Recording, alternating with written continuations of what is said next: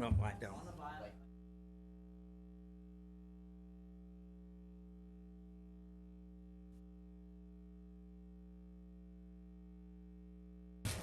Hey, good evening. Meeting to order of the Public Art Commission. And first thing we'll do is take roll. Excuse me, please. Meeting is now in order. Hey, we're going to take roll. Commissioner Silverstein, Commissioner Migdal, Commissioner Taylor, and Commissioner Miyagi. And we have Nadia and Elise from the Public Art staff here as well. And are there any changes to the agenda, requests or deletions? None? Okay, we're going to move to oral communications, and if you want to speak, there are white speaker cards like this on the table over there. If you would please fill one out and hand it to Nadia, and then we can recognize you as a speaker, and you'll get 2 minutes to speak. Hey, does anybody want to hand in a card? No oral communications? Okay, we'll move on from there. And now we'll move to the approval of the minutes of June 18th, 2014, and we need a motion to approve the minutes. Okay, so moved. Okay, and a second, please. Second. Thank you. Okay, any additions or deletions or changes to the minutes of the last meeting? Okay, all those in favor of approving the minutes? Aye. Okay, aye, and no nays. Motion passes. And we're going to go into the financial report for the CIP budget and the maintenance budget. And Elise, please. Thank you. So you'll notice this evening you do not actually have budgets before you because it is the beginning of the new fiscal year. And so they're still waiting for everything for the dust to settle, so to speak. But I can report that the $50,000 annual allocation for CIP funds have come in, and there's an additional $30,300 for municipal percent for art that was transferred in for projects anticipated to qualify for this next year. So that's $80,300 on top of what funds are unspent from last year, which are expected to reappear in our CIP funds. And the maintenance, of course, we're starting fresh. So there's nothing to report at this time except that we do have the $30,000 allocation for maintenance of artworks this year. So hopefully we'll have those documents for you the next time around. Great, thank you, Elise. And now staff comments. I'll just keep on talking if I can be heard over the construction next door, which is anticipated to continue. So some of the exciting news since the last meeting was the installation at the what used to be Main Library, now Rinconada Library, and the Art Center campus.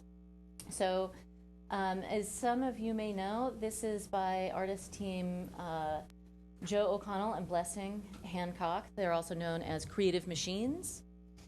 And they created this family of 6 sculptures. It was a combined percent for art for the renovation of the Art Center and of the library. We pooled those funds in order to animate the space between the two facilities. Part of what we learned in a lot of the outreach for both of those renovations was that visitors were coming to the site specifically to visit one or the other facility, but there really wasn't much crossover between that audience. So we went through a national call process. Creative Machines was selected as the artist, and their proposal was this family of 6 sculptures that begin with the simple round shape and gradually get more and more complex as they go. And so the 6 sculptures are spread throughout. Some are hidden in the trees. And the text that wraps each piece was all sourced by the community and is all in languages that reflect the cultural makeup of Palo Alto.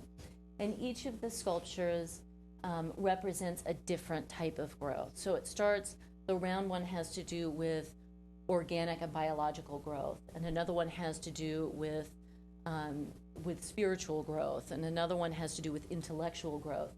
And so it's really interesting to see that text as now has come in, and we're going to put it up on the on the Public Art webpage so people can see them.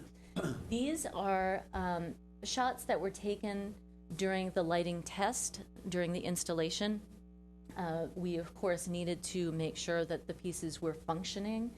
The light, the electricity to the panel that will power these is not fully set. So this was a temporary lighting of the sculptures to test everything and make sure that that everything was functioning properly. But currently they are not lighting at night, and they are not anticipated to do so until that power is brought into Rinconada Library. So this is a little sneak peek of what they will look like at night. And they did generate a lot of excitement from passersby. Each of the pieces has a button on it. You can see it here on this piece, and you can see the round disc of this button here. And so on their own, they will slowly evolve through the various colors, but you can go up and push the button and it'll rotate faster through the colors, so then you can take your finger off the button. So if you want to make them all different rainbow colors or make them all purple, you are welcome to do so. But you will not be able to do that until the power is in place and the construction fence comes down. How many different colors are there? It rolls through the spectrum. So okay. They start at blue, and then they start to go into sort of I think they go from the blue into the purple into a pink, and then into a red, and then orange yellow. So they were very fun to play with, and I'm sorry to taunt you with that, but I hope that the community will have a wonderful time with them once they are functioning and up. They really look good. So we're really excited to have those in place. The other exciting ongoing project is the part 2 of Martin Webb's commission out at the Water Quality Control Plant. So as you all may recall from last month, we showed his piece at the entryway, which had a number of birds, but they were more reflective on the reclaimed posts. And this is the mural in progress. He was hopeful he might finish it by the end of the day today and come back and coat it next week. So clearly also inspired by the surrounding nature and beauty of the Baylands and the sensitive ecosystem there, but also highlighting the important work that takes place within the recycled water plant and the employees there who are so key to it. And you'll see that seating area with the trellis, that's intended to be sort of the gathering place for some of their educational programming and tours and whatnot. So it's really, it's a great focal point. When you first come in, it really catches your eye, and the folks at the plant are very happy. Beautiful. It's a good way to dress up a lot of concrete. It certainly is. And I believe that is it for my staff. One other thing I did want to mention, Aurora out front, there were some upgrades to its functionality. So now when you go in and you take control of it, you'll be able to control it for longer. And they were able to change some of the programming so it didn't have those dark periods, because we'd noticed that there were periods where the tree would go completely dark. So they've fixed some of that so it's a little more active and dynamic even when it's in resting mode. And that's it for staff I comments. just have a question. The water plant mural, do you think they'll ever expand it? Oh, do you think they'll ever expand the mural at the water plant? Because it looks nice, but I'm wondering if it could go around, if that's something. Well, what that tank faces is not really a place where people want to be. One is an active roadway right next to where essentially the raw sewage comes in. And another one, there's a bunch of electrical boxes and bushes there on the side of the building. So this was really the focal point, and it was an extremely limited budget. Just nice. Of course. Yeah. Hey, thank you, Elise. Now we'll move into the action items. The first action item is the municipal art plan. And I think you have that in front of you, and I hope everybody's had a chance to read it over. And I think Kathleen and Elise and staff did a good job of going through and updating it for this coming year. And I think the main focus is for the the public art master plan, and then the other business that we have throughout the year. So, sorry. I was wondering why I couldn't see it. All right, are there any comments on the municipal art plan? Well written. Yeah, I think it looks good. Nice job. Yeah. Yeah, I just wanted to remind you, please, we're being recorded, so we need to speak into the microphones there in front of you. I think it looks great. Nice work on this. I think it's well written. Well written. All right, then I need a motion to approve the public art master, the municipal art plan. I Getting my- motion to approve it. Hey, we need a second. Second, okay, Jim. Okay, all those in favor? Aye. And not in favor? Abstentions? Okay, the motion passes unanimously. Thank you very much.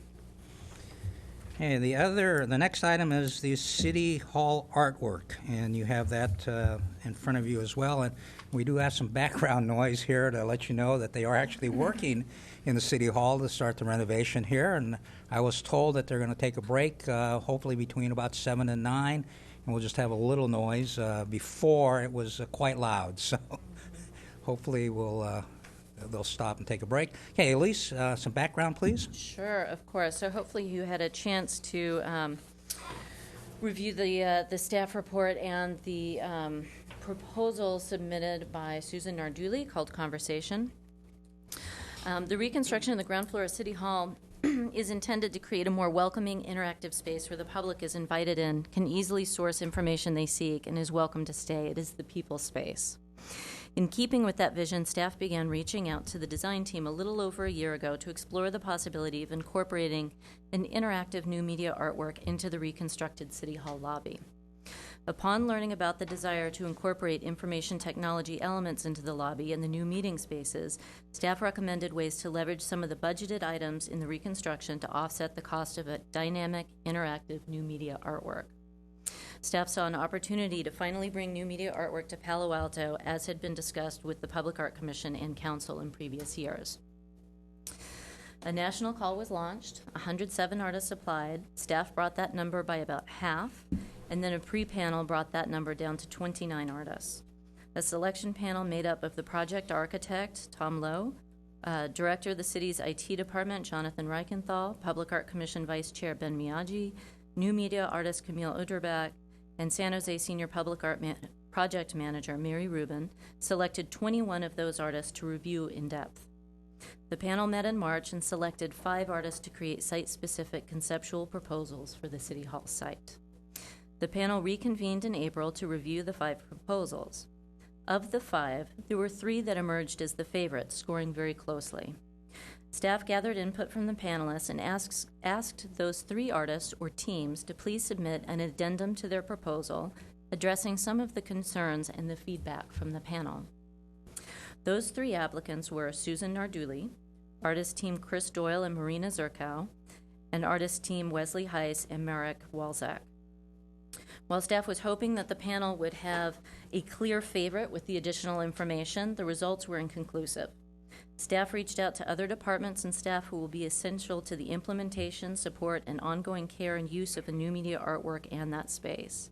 After assessing the input from the other departments, staff requests that the Public Art Commission approve Susan Narduli as the artist and allocate up to $25,000 to complete the funding for the artwork, which includes a contingency budget.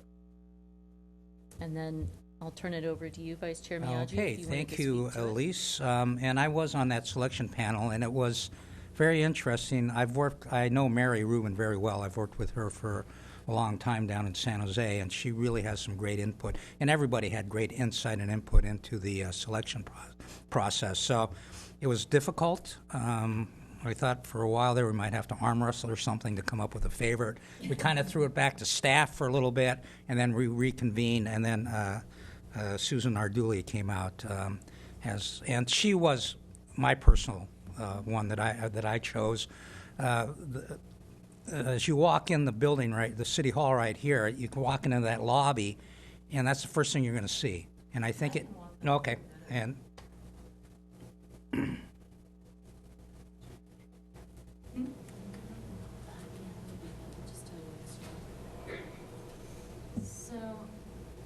you can see what some of her concept inspiration was, and it was very much informed by the intent of the renovation of that City Hall space.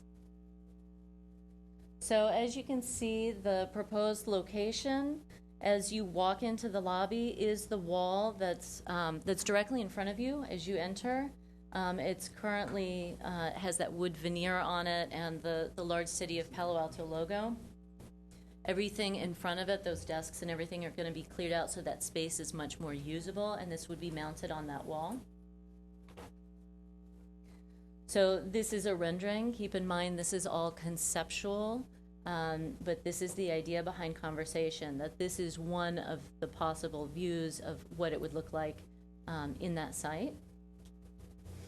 And so the interface, you would see content both from local news, from community who is visiting the site, could enter photographs or comments, all different things, and that information all gets put together on this wall.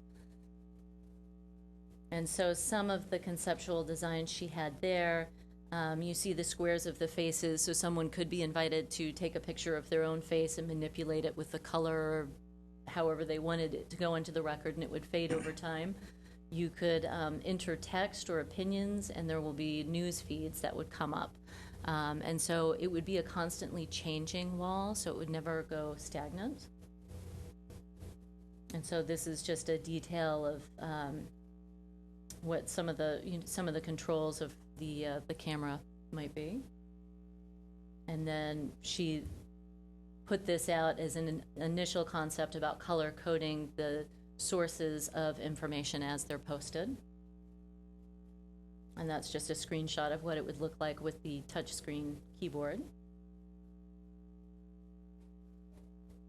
And then one of the things that we did ask, because this is what they, for the City Hall lobby renovation, they wanted to make sure that that city staff had the capacity to, show meetings if they were overflowing into that space, or other, use the screens for other city needs. So this was showing various ways that that interface might take place.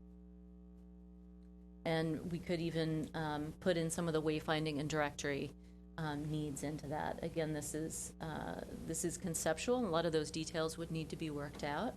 But that is the general concept behind Conversations, Susan Nardulli's proposal. Thank you, Elise. And I think in some of those photos, you saw that the swoops of the existing art piece that is out there now, and I think that was part of what included in the proposal, is to how they can highlight that, because you don't really even know that it's up there. So that's what part of that is as well for this project. And like I said, I think this is very important. As you walk in this building, that's the first thing you're going to see, and it needs to be kind of a wow factor and grab your attention. I look at the lobby out here as kind of Palo Alto's living room. So you come in, you want to be welcomed, and feel like you're welcome and you're kind of at home. So I think this is what this project will do. Hey, do we have any comments or questions? I had a question about, you mentioned that the number of things are conceptual. Does that mean that she's committed to build a number of them, or all of them, or one of them? Because I like all the concepts. I think are great. The idea of being able to do public meetings, be able to have news clippings, people's photos is all awesome. I'm just kind of curious, do we know, like, does the budget get bigger if we want all of it? How do we figure out what actually gets built? The intent is that the proposal would do all of those things. Oh, okay. So all the concepts you mentioned, it's a photos, conceptual rendering, but all of the concepts will be incorporated. Right. So the intent is that that information, the photos, all of that will happen with Conversations, but there will be some, it may not be in those colors. She may choose not to do thought balloon.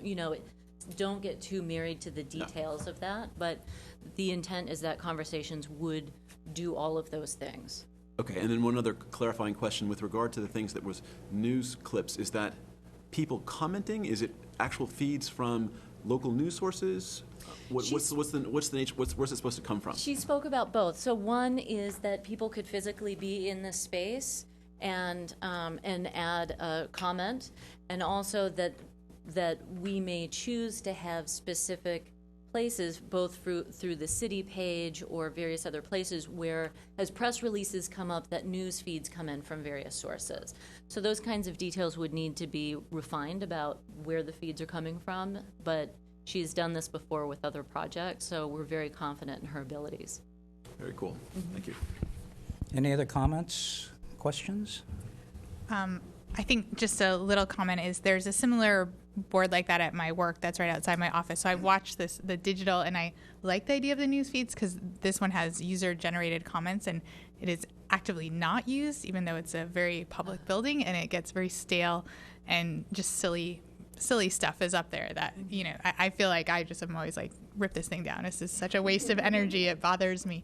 So I think having actual interesting news thing, and having sort of a backup plan, which if she's done this before, just in case you're not getting the user-generated content that you're expecting. That there's always new There's content. always being new streamed. content It coming should streamed, or some sort of change. slides. Like I liked really those slides about the city, those last 4 we saw, where you see a meeting or you have, historical information or just something educational. I really like that, as opposed to like getting a lot of, silly stuff up on the wall that you're.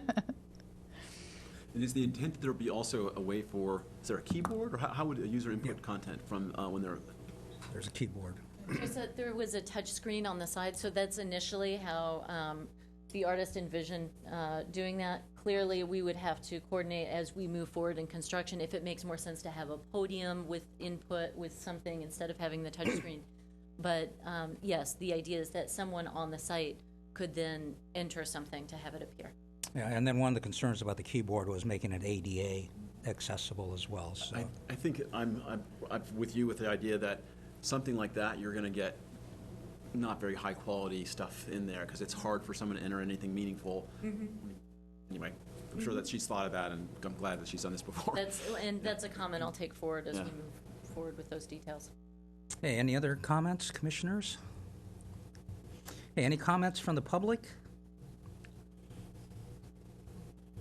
Okay, with that, I'm going to, and also part of this proposal, we need a motion to approve the project, and also for the extra $25,000 in funding for this project. So if I can have a motion to do that, please.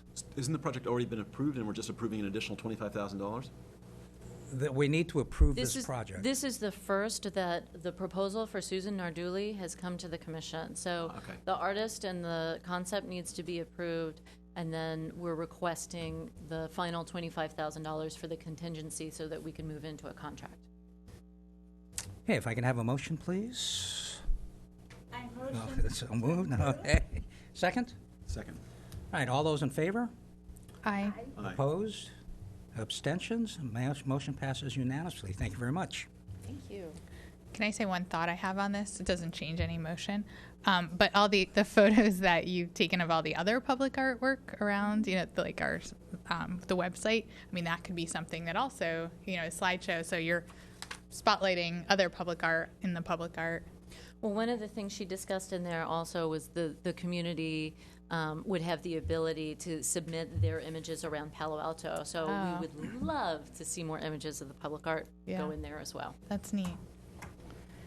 Hey, the next item on the agenda is Confluences by Michael Zabo. Wonderful. Elise and Nadia? So let's see. Nadia's going to pull up an image for us. So this project goes back quite a while. As you saw in the staff report, hopefully you had a chance to look at it. The California Avenue Fountain Project has taken quite a while to come to fruition. Here is an image of the existing fountain, but even that is dated because there is actually some water in the basin, and it's been quite dry for a while now. As you've read in the staff report, it's been a long road to finally identifying the artist to create a new fountain at California Avenue and Park Boulevard.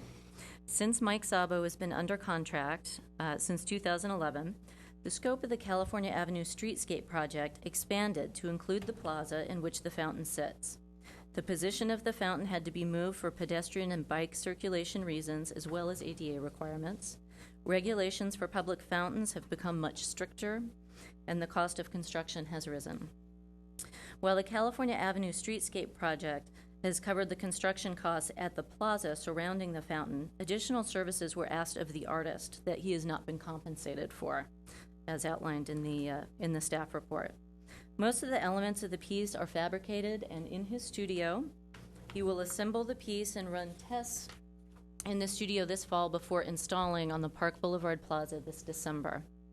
While it was reported yesterday that the cost of the fountain had escalated by $22,513, the reality is that Sabo's contract would increase by $12,258 because there was work that was originally in his scope that he is not performing, worth about $10,000. So that explains that cost difference.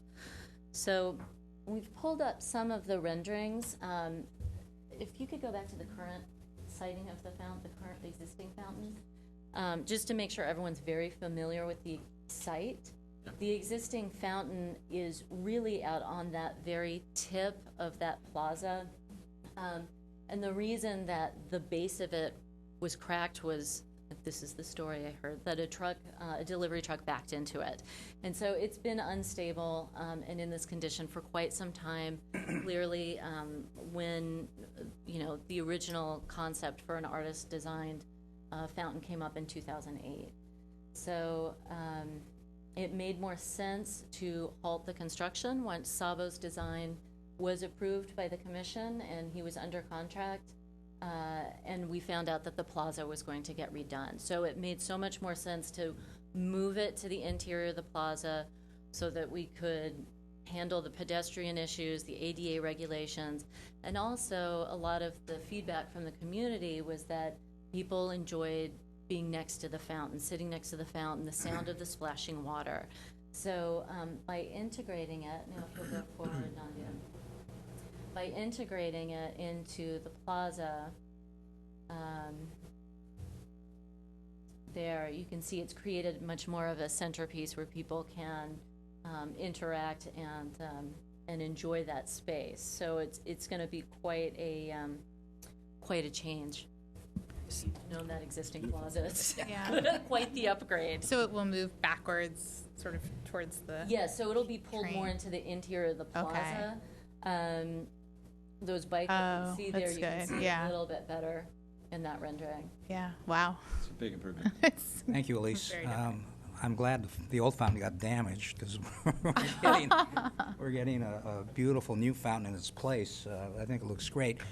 The problem with fountains, though, any water features, about 75% of the cost you don't see because it's all underground. It has to do with the pumping and all that different stuff. So what you see above ground is just a small portion of what the budget is. But I think this looks great. So any comments, questions? I have 2 comments and questions will this be the landscaping that will be used for that particular piece, or is it I don't want to get into the weeds on the landscaping because I haven't 'Cause followed the overall streetscape as closely. This was Okay. a rendering that was generated somewhat recently. It looks nice, and I'm wondering if the landscape is going to be different, how it's going to change the piece. That's my one thought. The other thing is we've been talking a lot about the drought, and so I'm wondering, will the water cycle through the fountain, or is that I think that should be a priority that we should be thinking We're about. definitely trying to be water mindful on this project, and especially given the timing, we'll have to figure out if the fountain is going to be turned on for quite some time or not. Okay. So those are all things that are on our mind. Thanks for bringing them up. Thank you. Anybody else? Any comments from the public? Okay, with that, we need a motion to approve an increase of the budget for this of $12,250. So moved. Thank you. Second? Well, second. All right, thank you. Okay, all those in favor? Aye. Oppose? Abstentions? Motion passes unanimously. Thank you very much. Thank you. Okay, non-action items. The first item is 429 University Avenue. So this is an initial review for 429 University Avenue. We have Ken Hayes and Elizabeth Wong here to walk you through the project. Hopefully you had a chance to review the materials in advance.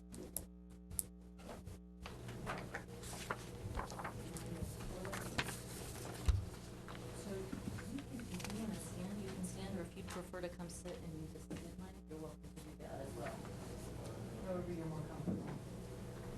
I'm usually in the other chambers. I know. Caught me off guard. Wait till the construction starts back up. Yeah, right. Just make it really fun. Good evening, Commissioners. My name is Ken Hayes. I'm with Hayes Group Architects. And I'll be presenting just briefly the building design.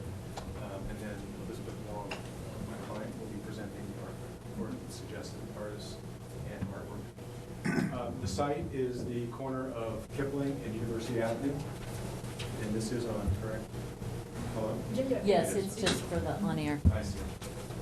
It's 11,000 square foot site on the corner, like I said, Kipling and University. Currently, Shady Lane is there, design within reach. And then next door, down here, would be where the bottom of the screen would be where the Giants dugout is located now.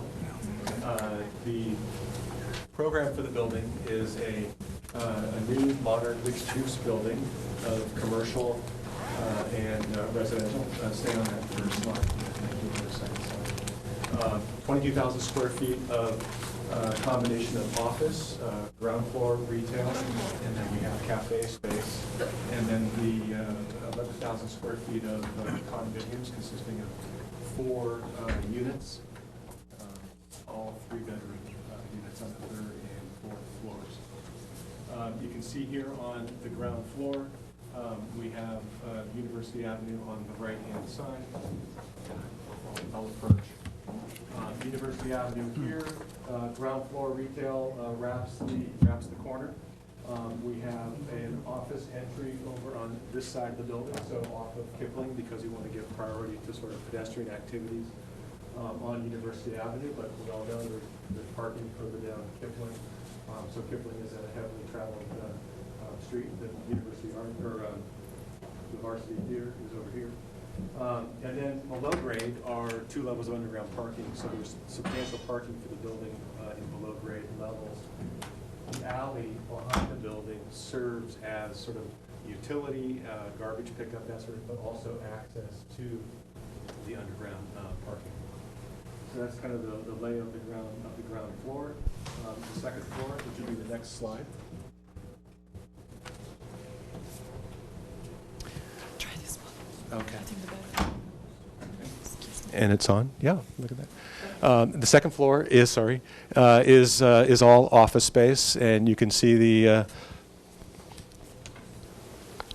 the stair and elevator from that ground floor public lobby comes up to the second floor, serves that. It's about 11,000 square feet. The third floor consists, which is the next slide. The third floor consists of 3 3-bedroom condominiums with extensive outdoor terraces that wrap the entire, or wrap 3 sides of the building. This is a property line here with other lower height buildings adjacent. So there's activity on the 3rd floor. Then the next slide is the 4th floor, and there's a small cafe on the 4th floor that will it'll be accessed via the elevator or the stair here, which goes down to the public lobby on Kipling. And then there's a 3-bedroom unit on this side on the 4th floor. And the next slide indicates where we are proposing the art located here, which would be in the lobby, which is like I said, a public lobby. It'll be open at least 40 hours a week. The idea is the artwork would be on the wall opposite the elevator, so that's up from the garage below. If they got out here to go to the retail, they would see the artwork. Passers-by would see the artwork, and then the lobby would be open, like I said, at least 40 hours per week. And the next slide kind of shows you the elevation of that side of the building. So this is the Kipling side of the building. University Avenue is out here. I'm sorry. University Avenue is out here. This is the Kipling sidewalk, ground floor retail. This is the office. These are the residential units, and then extensive roof terrace above. You can see there'll be a lot of activity, people at various levels of the building. The orange area is the public lobby on the ground floor, where we propose the artwork. Next slide, I think, is there's a better, did you not want to, are you going to show it later? That big one? Yeah. Oh, sure. It might be easier just to show that. But we have a couple just SketchUp views, but this will give you a better sense of. Uh, Around them. oh, yeah, please. That'd be great. Yeah. Thank you, Elise. So this is the University Avenue frontage. You can see the roof terrace above, the terraces on the third floor, and then the commercial space here below. You can see it's very simple geometry with overlapping forms. A main form that has a gray, very elegant stone that frames the building here. And then at a different layer set back is a white porcelain, ceramic actually, tile that is set back from that. But again, very simple, modern, and elegant. And so I think that this is probably a better way of displaying it than that. But we didn't have this at the time. And then a shot. Again, this is looking from the other direction, and then this is across. If you were, let's say, at the Varsity Theater looking back at the project, yeah. So this element here is the main stair circulation in the building off of the public lobby, and then the elevator is right behind that. So, you know, people going up and down Kipling certainly will have opportunity to peer into that lobby. It'll be all frameless glass, so it'll be fairly transparent. So what I'd like to do now is introduce Elizabeth Wong, my client, and she'll talk briefly about the art and the various artists that we're considering. My husband Jaime and I are the owners of the building, and I guess they call us developers, although this is the first and only commercial building we probably will do. We have a very elegant building. If you can imagine a white stone with chrome in the first floor. So it will be, I'm hoping to attract very elegant retail tenants and very elegant office tenants, and likewise for the residential tenants. It's simple, and I don't think it's not ostentatious, and I think it fits into that section of downtown. Is only 3.5 stories, and the fourth story is all sitting all the way in the back. So my husband has a better command of the English language, so he's going to talk a little bit about the background, and I can tell you a little bit about the artists and what sort of art we are thinking about. My name's Jaime Wong. I'm one of the owners and Ken's client. Some of the ideas that we'd like to see is art that reflects something special about Palo Alto. Its culture of innovation, represented in some bright colors, vivid colors, blue, gold, green. A culture of creation, new approach, technology, a sense of flow. We are not too far advanced in this process. We've consulted with a lot of people, but we just have not gotten to the point of making any decisions. But we'd like to depict maybe something like morning light, bright ideas, first movement, bright color palette, something that wakes you up, makes your brain work.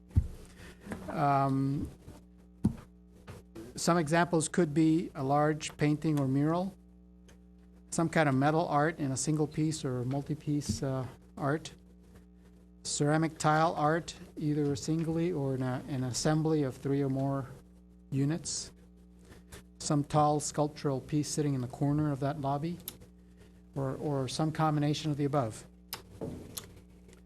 If you have any input, any favorite artists, feel free to let us know, although we have our own favorites as well. For example, many years ago, we acquired a small piece by a tile artist, Granizo. We like it a lot. Unfortunately, he passed away, but maybe we can find a piece of his that we can use. Some of the consultants have given us a couple of names, Matt Devine Sculpture, Jeffrey Pagan. These are artists that are listed in the package that we turned in. And like I said, we have not made any decisions, so If you have any suggestions as to the type of art or a particular artist, please let us know. We do have a budget, and the budget, of course, is the recommendation from the city. We may, we'll consider where the funds are going at that time, and we'll see. And the timeline is, again, you can't rush art, but we'll try and meet your timeline, have something chosen, and of course, installed before we get the building open.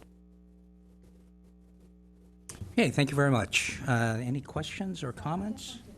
Okay. Okay, there, I thought I would print out some things to show you what some of these artists do. And they have a wide range of things that they do. But Richard McDonald, which is not included in this list, which came up lately, has this amazing piece that almost makes you feel that there's a force moving. There's a lot of energy going here. So I think something like that would be beautiful. We're here not only to give you some of our thoughts, but also to hear about what you think would work in this place. It could also be some very modern tiles. Jeffrey Pagan does these, and he does it for many public places. And the third one that I copied was Archie Held, and the Fountain of California Avenue is very representative of what he does, although he does many other things as well.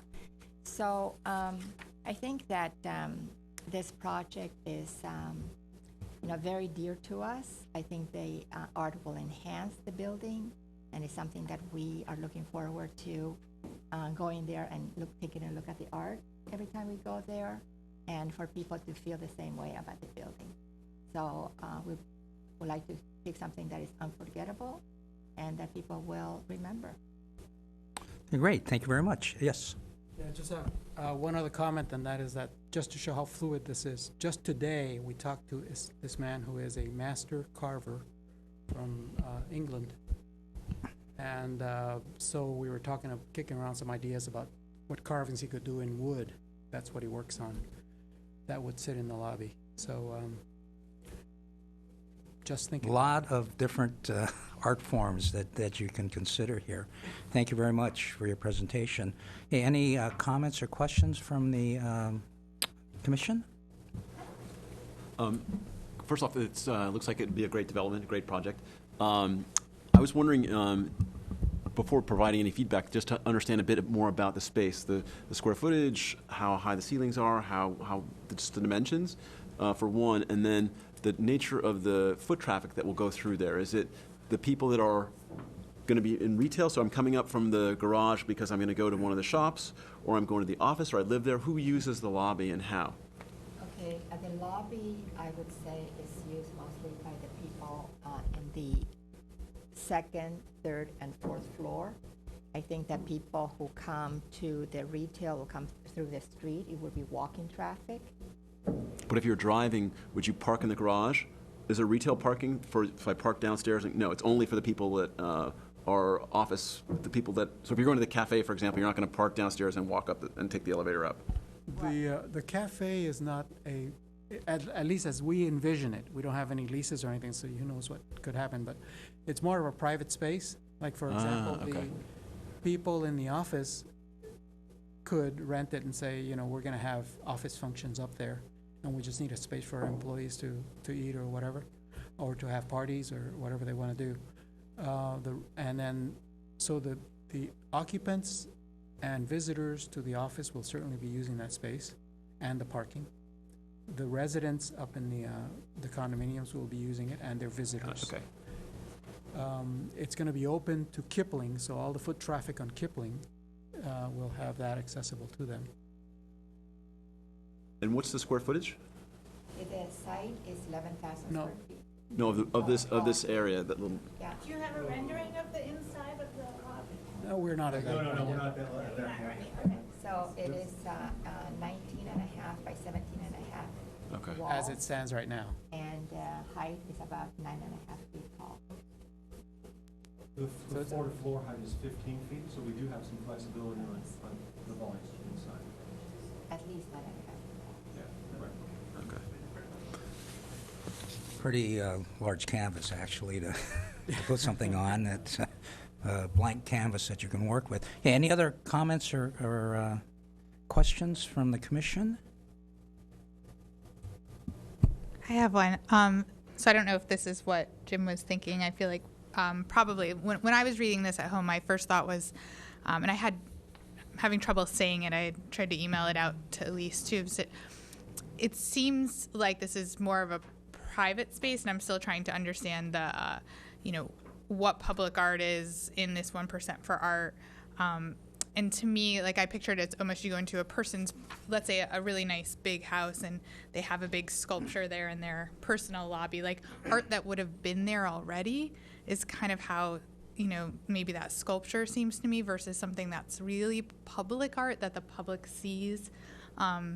Kipling being a side street, people not really entering for any reason. I don't know if they would know to enter. They would only see it through the glass, I think, judging from who the users of that space would be. And so my first thought, like if I were doing it, would be art somewhere outside or on the University Ave side or something just more visible to the public, sort of like the tile, the newest building, I don't know if it's the newest, but the tiles, I guess, were uncovered that are the tree that's just down the street at that hotel lot. That is something I was picturing more. This seems to me more like it's going to make the lobby look prettier, and the lobby probably would have maybe had something already. And so I don't know if it's in my mind doesn't stay true to what I've pictured this 1% for the art to be. Unless maybe it was this giant mural that you really could see. I guess we're still envisioning it and it's still under development. But so I think my suggestion would be really like how could it be more of a more public art that people will actually really notice, and more eyes on it, and really draw their eyes to the building, because it does look like a great building. And so could it be outside a little more? And I also can't tell if these trees were going to block. There's trees in the area where I feel like that entrance is on Kipling that could end up blocking it. I have no idea. I also just wanted to add too, with your tenants, obviously you don't have tenants yet, but they might feel uncomfortable having people in that space, just passersby, even though it might be open to the public up top. But that's something also to think about too. Well, Were you expecting comments, or are you? Oh, yeah. we're not developing the building around the art. This is not a public building. Right. This is a private building. So the requirements are that the art be available to the public at least 40 hours a week. Mm-hmm. And I think that you will find this to be the case with most retail developments, mixed use, in a very congested university area. Mm-hmm. If we were a couple of blocks away where there is greens and there's garden and so on and so forth, we have more choices. But as it is, this is really a retail building that will be enhanced by this art. I can think of at least 2 buildings downtown whose lobbies are, whose entries are from University Avenue, and they have no art. So, you just walk in and walk out because there's nothing to hold you there. And one of them is, I think, is 310 University, and the other one is the Excel building. Pretty much, unless you're looking for the space, you can't even see it, and they are on University Avenue. And the reason for that is because, the lobbies on University Avenue has to be even smaller, because the space is so valuable, and you need so much space for all the utilities and all the overhead. So I think that is a good compromise. I think it fits all the requirements, and I think that I know that we will make it spectacular. Yeah, Thank you. Well, one more comment. Yeah, I think I think it's just to be clear. You're totally right. It's definitely within all the requirements, and I think that you will do something beautiful there. I just wanted to understand what the space was going to be used for, and I think something that is I mean, it's tricky. I don't know if there's going to be a doorman there or if there's like a desk and like how much space you have to work with, but the extent at which you can have a beautiful piece that's available to the public, I think that would be wonderful. I think it will be open, you know, and if it is beautiful, I think people will stop by. Yeah. Maybe it will be part of the literature that comes out, you know. Just Okay. my thinking about that is that I think that whoever signs up for the space is going to have some control over it, but the lease will stipulate that they have to reserve it open to the public for so many hours a week at a minimum, and they'll just have to live with it if they sign the lease. That's it, and we'll enforce that. Okay, great, thank you. I think this is something, it's very new to us, this ordinance, so it's something that we're all going to be grappling with as time goes on, and I appreciate your comments, Dara, about that. But those are things that we need to kind of think about as we go forward on this. And I really appreciate your comments about wanting to have the public art in your building, how it's going to enhance your building. I really applaud that kind of thinking because I think it's great, and it really will enhance your building and Palo Alto for that matter. I got one quick question. Are you expecting to have a auto dealership in your building there? That's Well, I think that if I left it blank, nobody would remember the picture, so I said, oh, let's do that. You know, but on the other hand, I think it would be a great sales tax revenue generator, so why not? I mean, if I can do it, I'll do it. okay. Thank you very much. And yes. I just had another comment, and that is that, you know, this building already has a great artist working in it, and Mr. Hayes and his people. I mean, I like the way the building is very clean, and if I were to start putting murals or something on the outside, he might not be too happy, and I might not be too happy. The idea, though, of seeing this vibrant splash of color emanating from the lobby, where Right, the right. tones of the building are very neutral, you know, and having that splash of color. And I really like your comment. Architects are artists. This one They is. are artists. They really are artists. I have friends that are architects, and they, you know, you have to think a little differently to do that. So I really appreciate that. I really look forward your next presentation when you've chosen the artist and you come forward again to look forward to that. I really wish you all the luck in this project. Thank you very much. Welcome your comments, really. I do need to know what you know. If it is something We just want it to be beautiful, visible to Yeah. people Why that, don't you you know, show that's it? the, Okay, thank you very much. Great. thank you. Okay, the next non-action item is 441 Page Mill Road. Elise And and Nadia. they are here, they're coming in now, so. Of course not. Part of the city property. Please pull that one out. There you go. Thank you very much.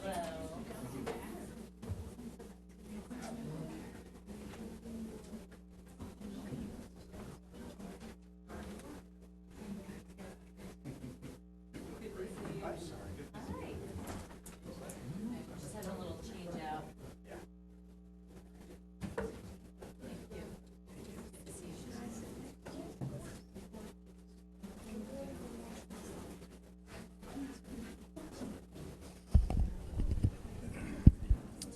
Okay, so 441 Page Mill, they're loading up their materials now. We have Norm Schwab, Alina Campagna, and Paula Kirkeby has joined us today to talk about the project and where their thinking is on the art selection.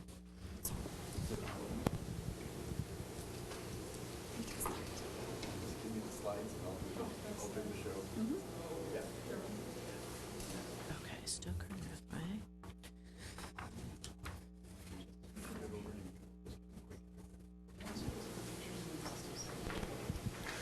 Hi, I am John Northway of Stecker and Northway Architects, and I'm just going to give you a quick little overview and then turn it over to excuse me, Elena Campagna, who is the project architect and the brains behind the operation, and then we're going to turn it over to Paula Kirkeby, who's the brains behind the art operation, which you'll be most interested in hearing, and we're very excited about the art operation.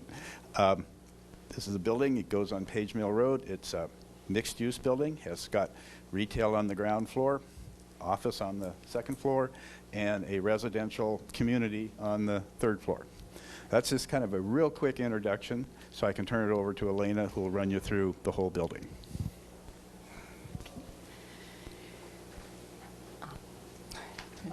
Here's our developer, Norm Schwab.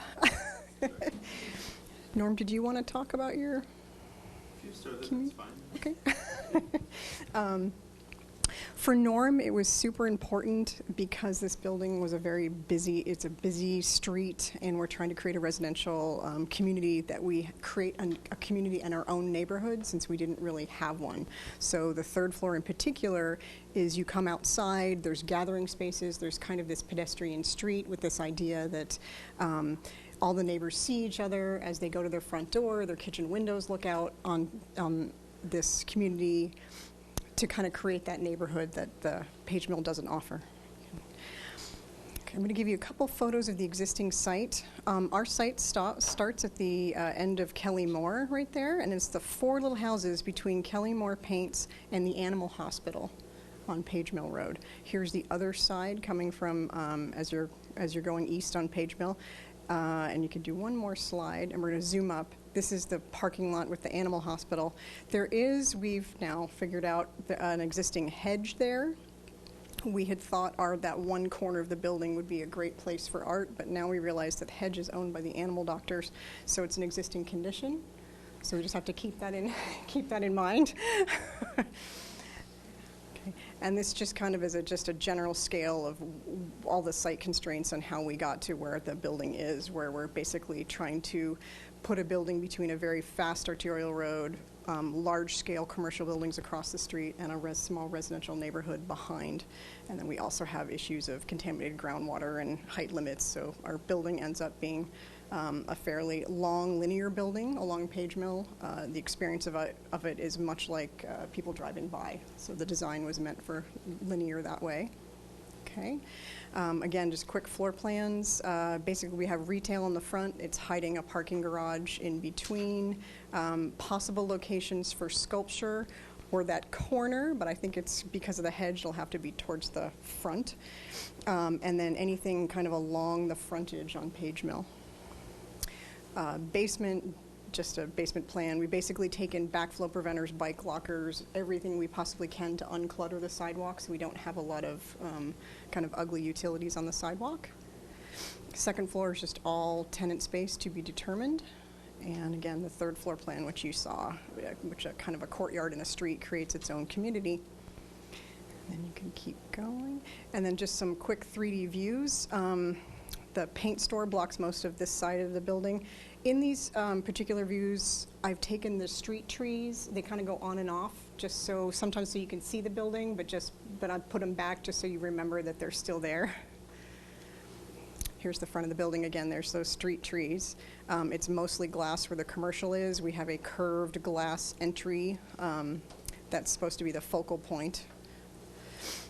Again, this is the front from the other side. Here is that corner where we've kind of carved away a little bit. We have a stair coming up. It's an egress stair. And we have a little more space over there that is possible for art. And that whole side can kind of be reworked as required to accommodate anything. Again, with the street trees. And that last street tree could be removed as part of that reworking of that corner. Again, here's that area. The animal hospital is way in the back. And here's that side of the building. This is really what you're going to see as you're coming down Page Mill. And the entire back of the building is basically trees for privacy on the neighbors. And now I'm going to turn it over to Paula Kirkaby.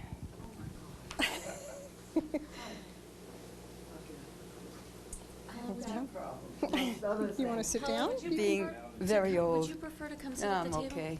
It's my favorite place to be. I love this board, and I miss it. I just love it. Anyhow, I can't believe I'm doing this. I have looked at the building, and I've been in all the meetings relating to this building because I have a building on the other side of it. So, of course, it was a concern. And we watched it develop and met the people that were doing it. And I was asked if I would advise Norm and John, everybody, about works of art. And I thought the building was so wonderful. It deserved to have something very special. And there is an artist whose work I collect and I love. And I thought maybe we could go up to his studio, and we did. And the response to the work was wonderful. And what we would like you to do is to see a couple of the pieces that the, you've got those slides? A techie I'm not. Anyhow, this is the artist, Fletcher Benton. And a few pieces were selected for this building. Yeah. These are the folded squares. Now, people like me who collect buy the folded squares, maybe one or two, and they live with them in their home. Norm looked at them, and he came over and he said, "Those are wonderful numbers. I would love them right on the front of the building." And the artist never thought of it. He tried very hard not to react, and he was very excited. And he told me later, he said, I've never thought of that. That's true. That's the truth. Also be the address. It was wonderful. It would be the address of the building. So I thought that was good. And then we looked at a few other pieces, and there was another sculpture that, these are different samples of the pieces, and if you want to discuss those or discuss this artist or what you feel about it, that's great. We'll answer questions. There is a sculpture that everybody seemed to like, and Norm said he would like to see that in the building. Do you have a?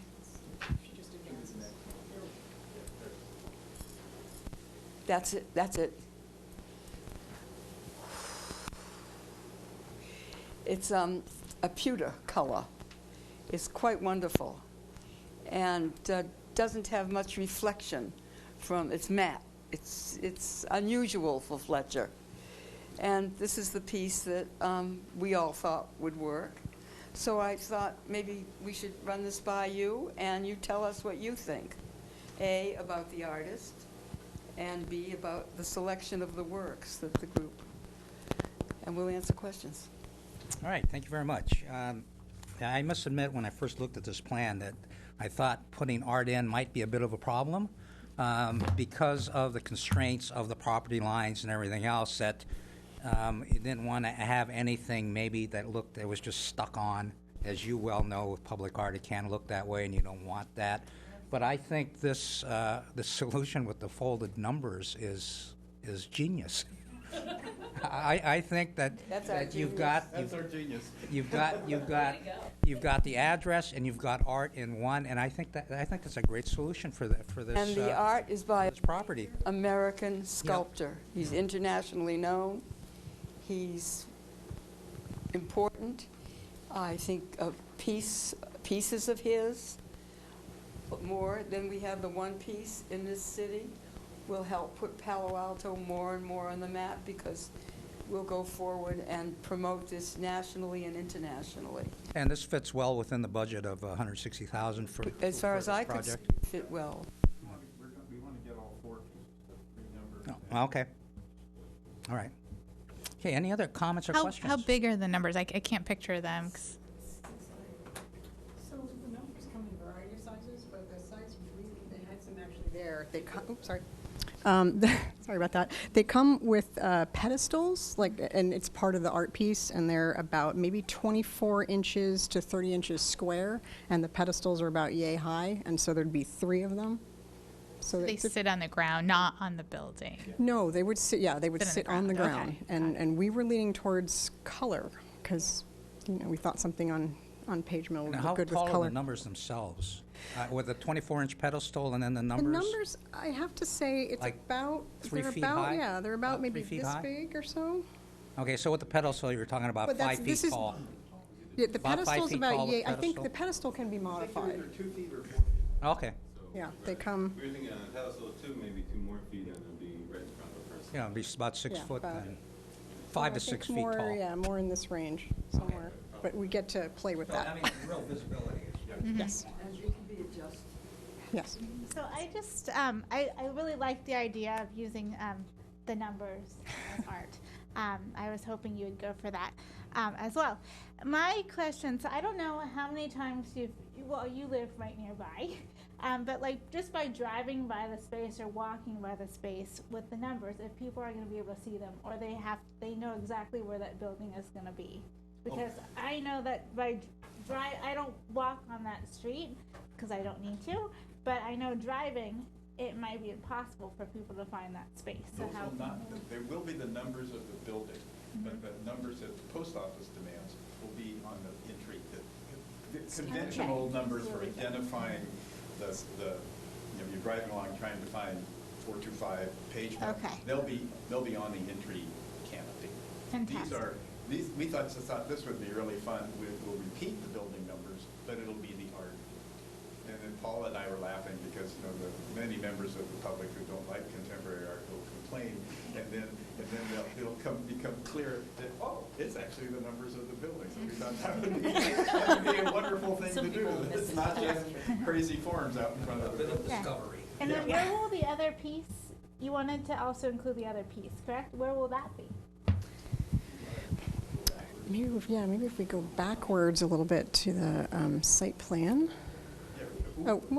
Actually, that's fine too. So what we're thinking is this tree goes bye-bye and we put this piece out on a pedestal as close as Public Works is going to let us get to the actual clear sidewalk. Oh. So right here, basically, right here, we'd like to put it on a pedestal. Again, another,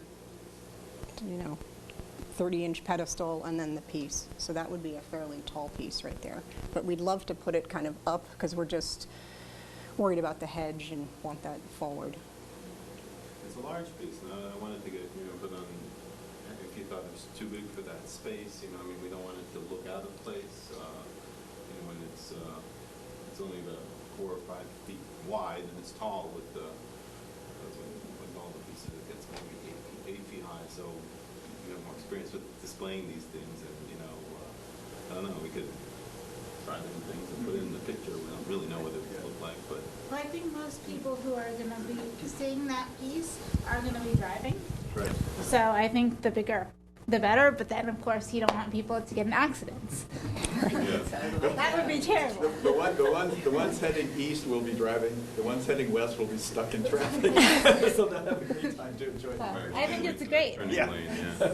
So in terms of Where if the building is again, I was trying to remember where that paint store is. So if you're on Page Mill and you're headed towards the 101, you've crossed El Camino, or you haven't crossed El Camino yet. You've crossed El Camino. So you're about to go down.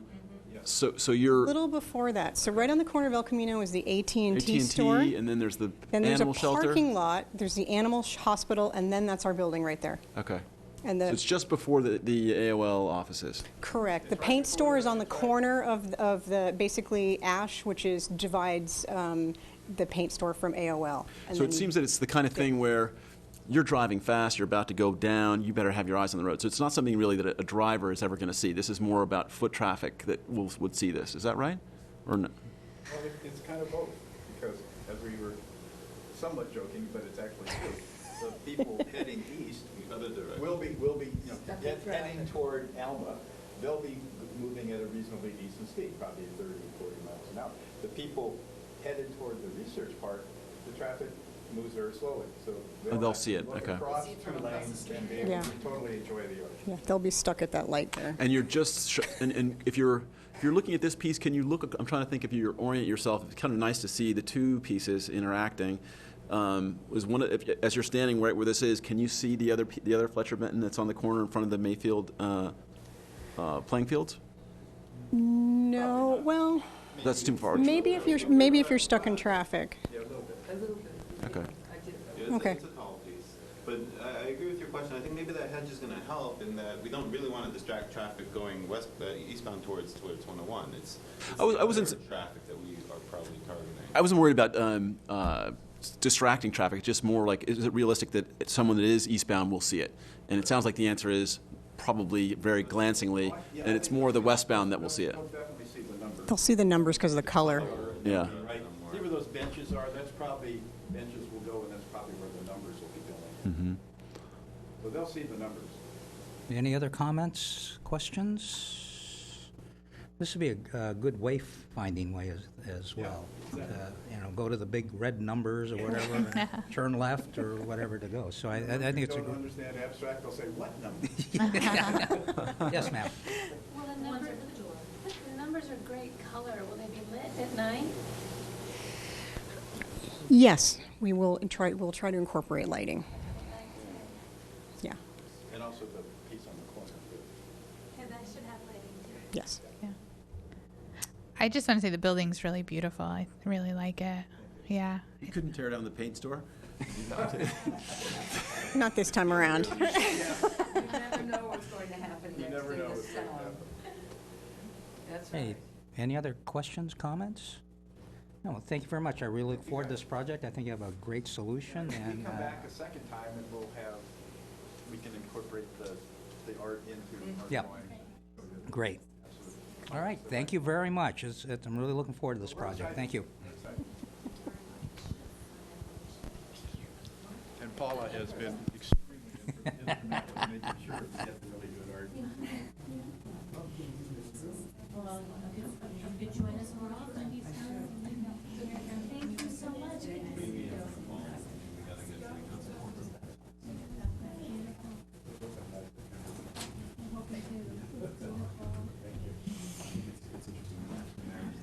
All right, the next item is the Public Art Master Plan and the discussion of the master plan draft call.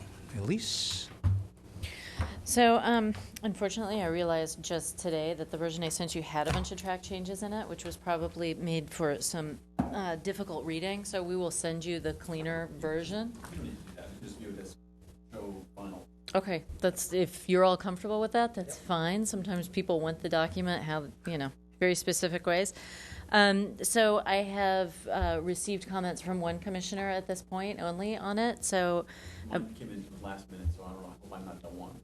you're the one. I'm the only one? So, right. So, and we will take some time putting this together, but the sooner we have this locked in and we have gotten all the input from the commissioners to put this call out, the sooner we can start working with purchasing to bundle it and really get it in the queue to get released, because sometimes you can get really hung up in that line. So I really urge you to please look over it, and maybe by next Friday, if everyone could get comments in, that would be fantastic, because then we can generate a new version and just continue to monitor the evolution of the document. That would be really helpful.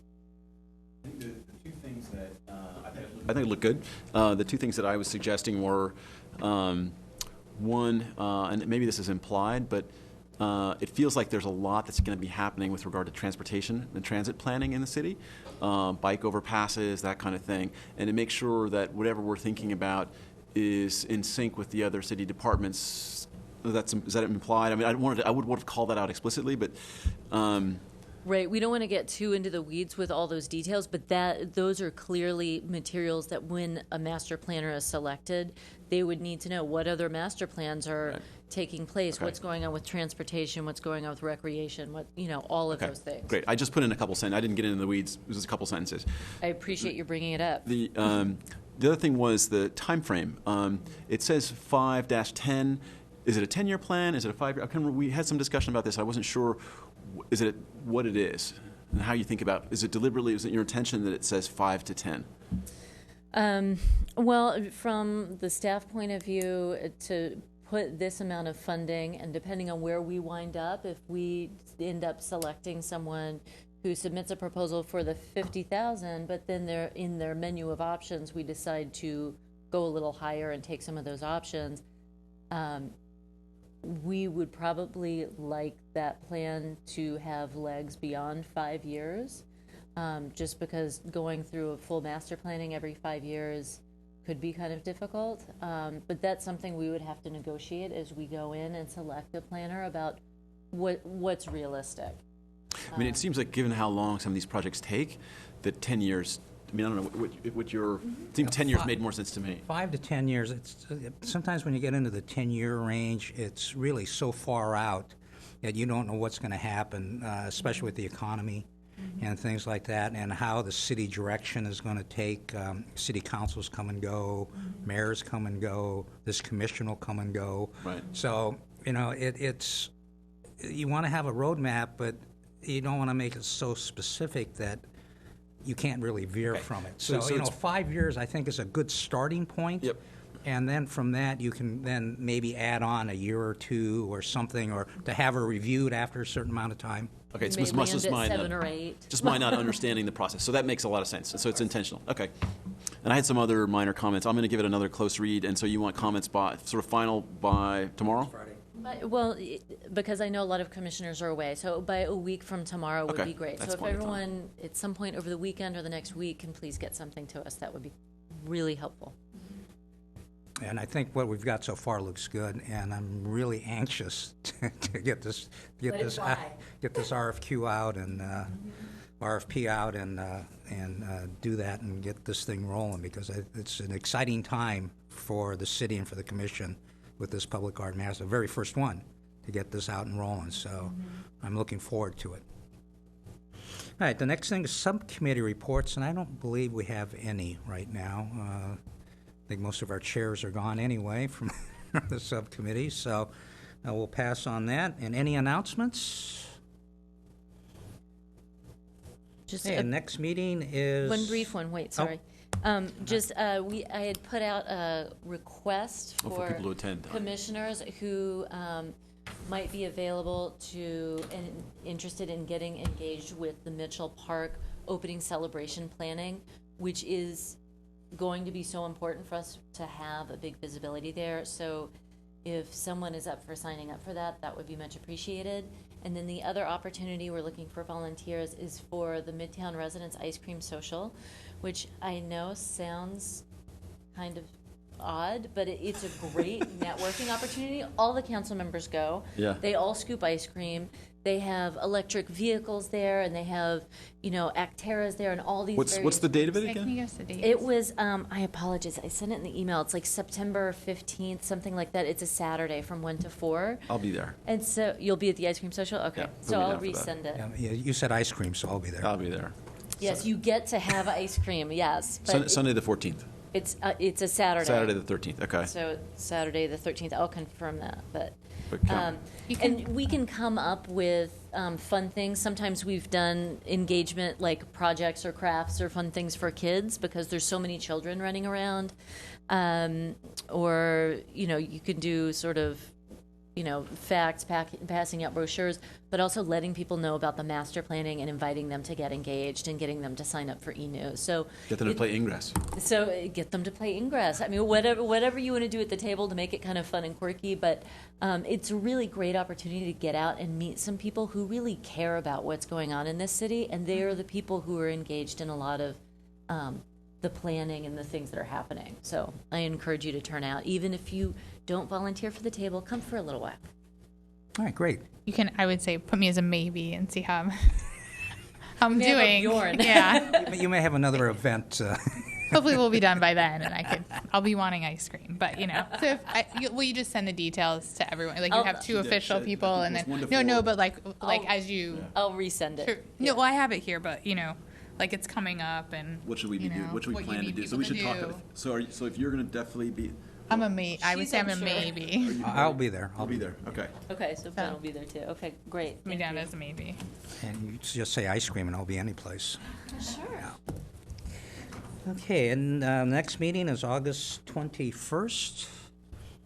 That's right. Right, so that's on our calendar, and hopefully everybody will be back off vacation, and maybe school has started by then for some. It's the 19th for, here. for some districts, so let everybody back. Okay, thank you everyone very much. It was a great meeting tonight. I think we had some great proposals that came forward, some great discussion. Thank you very much, and I adjourn the meeting at 8:23, it looks like. Thank you very much.